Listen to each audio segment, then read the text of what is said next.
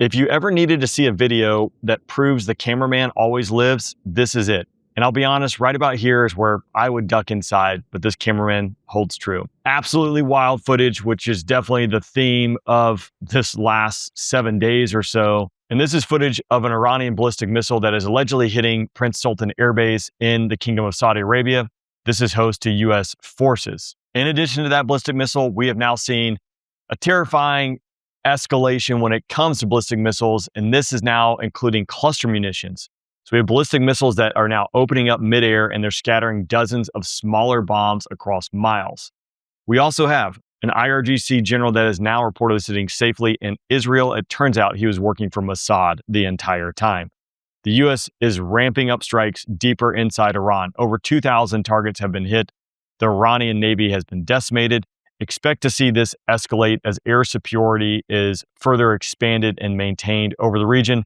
There are some nuances with that we'll dive into this video, as well as a few other things. Welcome in. I am still on the road. In fact, I am battling the cold weather and snow, trying to wrap my arms around the dynamic situation that we've all been watching unfold over the last week or so.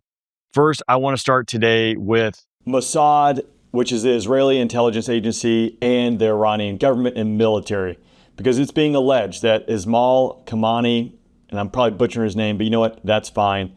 He has either been potentially executed or he's safe and sound in Israel. The allegation is that he has been a key spy for Mossad this entire time.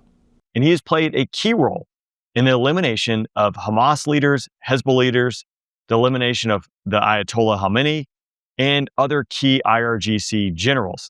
He basically sold all his bros out. Now, specifically, he was in charge. He was the general of the Islamic Revolutionary Guard Corps, the IRGC's Quds force, their unconventional warfare branch. Think of it comparably, not in capability-wise, but their special operations branch. So this would be like the United States' Special Operations Command or maybe Special Activities Division, because they're going to be doing unconventional warfare as well as military intelligence operations. Basically, this guy is the top dude, an integral part into how Iran operated, responsible for that non-state actor terrorism. So those proxy forces that were a key red line that had to go away. And again, it turns like this guy was on the Israeli payroll the entire time.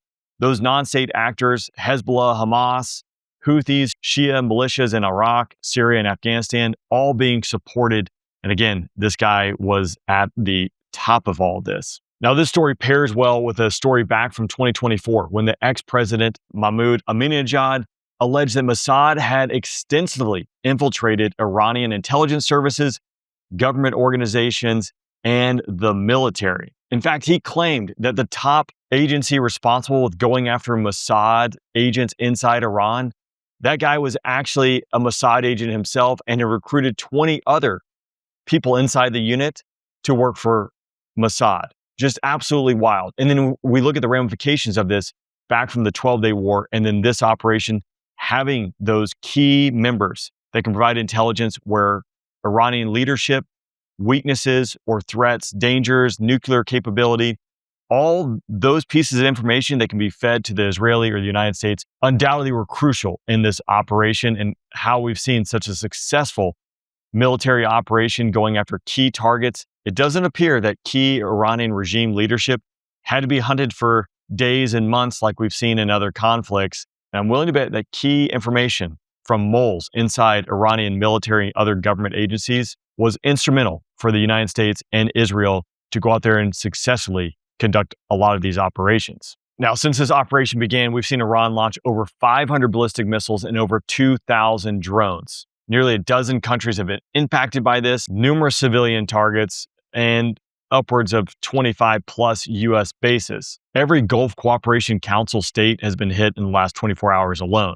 Now, I think a lot of people, myself included, thought it was very odd that Iran started getting attacked, and what do? They attacked all their neighbors. And it wasn't just US military bases that were hosted in those countries, it was civilian targets. Dubai being prime example, having no military strategic value whatsoever, just being a financial capital, going after key symbolic buildings, which Dubai is known for. But here we have the Iranian foreign minister, Abbas Archi, that says Iran is not asking for a ceasefire in negotiations. We don't see any reason why. we should negotiate with them. Every time we negotiate, we have been attacked. Now, he goes on to say that attacking his neighbors, they were attacking U.S. military targets only. And obviously, in war, civilian casualties are going to occur. But I go back to my Dubai example. There are no military bases in Dubai. So you can't claim that I just happened to miss the military base and it hit the Burj Khalifa. And this is the part that's a little bit confusing. But I think it ties to these guys are operating dislocated, communication is severed. And so you're starting to see mixed messages. The Iranian president apologizing that they've attacked the Gulf states. And then they won't do it unless these Gulf states allow the U.S. to attack Iran, which all the military bases in these Gulf states, the U.S. is not just going to pick up and leave. And I think all these Gulf states are a little bit pissed off, so they're probably not going to kick the U.S. out. Maybe I'm wrong there. But again, it's a little bit interesting of mixed messaging coming out from Iran saying, we don't want a ceasefire. We're sorry for attacking. And then they continue to attack their neighbors. So what is it going to be? And in the last 24, 30 hours, depending on when this comes out, Iran has been firing this new, or the first time we've seen it being used, a ballistic missile that has a cluster warhead. And this is towards Israeli population centers. This is scattering 24 to 80 sub-munitions, allegedly each being about 5 pounds apiece over about a 5-mile radius or 8 kilometers. They don't have any guidance. They just free fall. So you don't know where they're going to be. And the ones that don't go off, you now basically just have landmines in civilian population areas. So this is the first time it's been used in this conflict that we've seen. However, it was apparently used in the 12-day war back in June of 2025. It's associated with the Kibar Shakan solid fuel rocket that has a range of about 900 miles or 1,400 kilometers. Now, Chairman General Kane said the ballistic missile launches are down 86% from day one. Looking at the UAE, which I think is the easiest because they have been putting this information out there, on day one, they had 137 ballistic missiles launched at them. Day two, that was down to 28. Day 3, 9, and day 4, 3. So a significant drop in ballistic missiles and drone shots towards the UAE. And it's probably fair to say we can extrapolate this data across the Gulf states. But again, the UAE has really been the most, at least that I have seen, putting this information out there. So I think it's fair to say we can attribute this drastic reduction probably to two things. One, that their stockpile is dwindling, and two, they're getting absolutely hammered by the United States and Israel.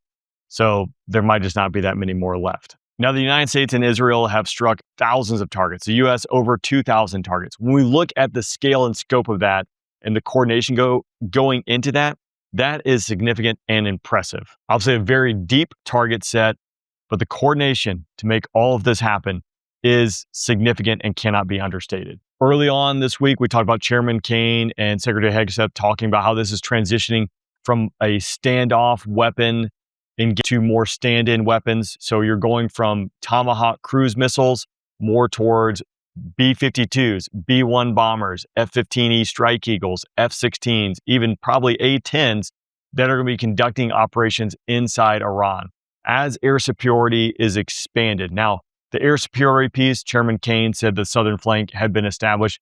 A challenge with Iran is going to be mobile surface-to-air missile launchers and just maybe even static ones that haven't been taken out yet. But now I think you're going to see more of those traditional strike packages that encompass fighter escorts. So you might have F-22s providing air-to-air or F-35s, as well as F-16 Block 50s and 52s, doing that suppression of enemy air defense mission set, working with E-18 Growlers, being able to escort bombers and fighters on strike missions to the target set. They're able to address any pop-up surface-to-air missiles that weren't accounted for that maybe had moved to the new location. Or these mobile systems, they are going to potentially move overnight during the day. Shoot and scoot is the term that's commonly used there.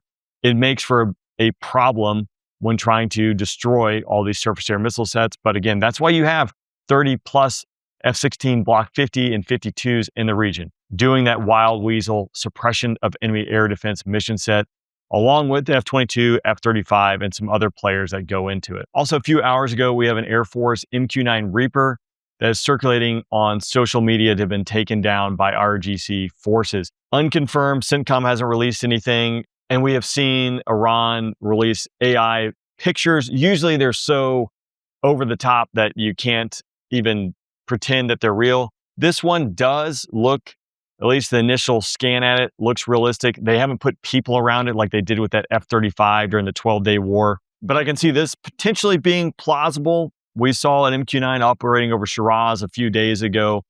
Those mobile surface-to-air missile systems, maybe that was a factor here. Maybe this didn't happen at all. But again, I would expect to keep looking at as we see more and more strikes and more operations over Iran when air superiority is potentially temporary in certain spots, expanding in others, as the United States Air Force and Israeli Air Force is dealing with that, and the Navy. I don't want to exclude them too. They're important too. You guys count. All right, that is a quick update for just everything that's going on. If you're interested in more of this content, make sure you check out our newsletter down below. It's absolutely free, and I'll see you next time.